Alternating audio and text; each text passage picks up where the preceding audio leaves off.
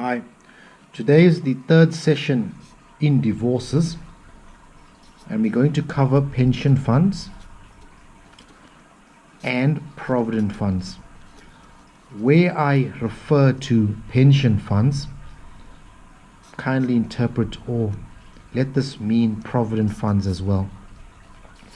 We're talking about provident funds, pension funds when it comes to a divorce. Now, a provident pension fund forms part of the joint estate in an in-community or property marriage. So as at the date of divorce, we look at what value is attached to the pension fund, and that is divided by 2 for each party to receive an equal share.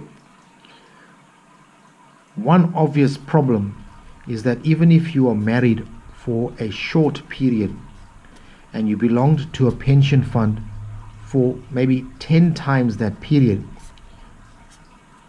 you will still have to share 50% of that total value with your spouse. If you are the party without a pension fund, then you've got to be mindful of the pension party, the person with the pension fund, withdrawing the pension fund before the divorce, and then you would lose your 50% share in the pension fund. The way most attorneys protect this 50% share is by way of an interdict, freezing the fund. This interdict is served on the pension fund administrator, and an order is obtained from court freezing the pension fund until date of divorce.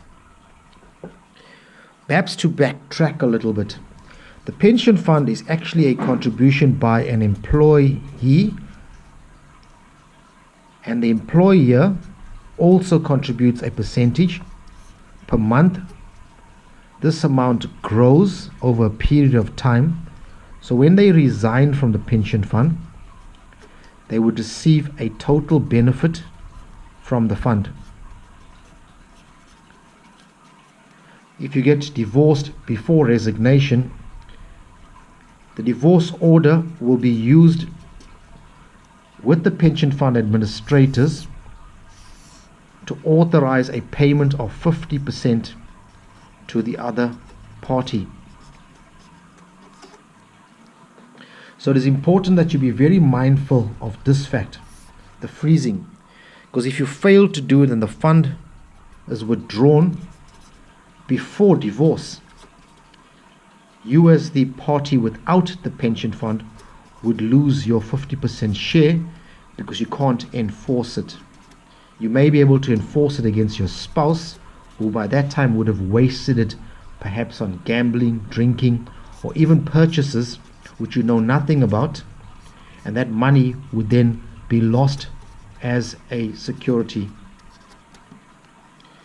In essence, the pension fund is possibly the biggest asset in the joint estate of in-community property, and if you lose that asset, you lose your right to claim 50% against the pension fund administrator, but not necessarily against the spouse, which is more difficult than the pension fund administrator.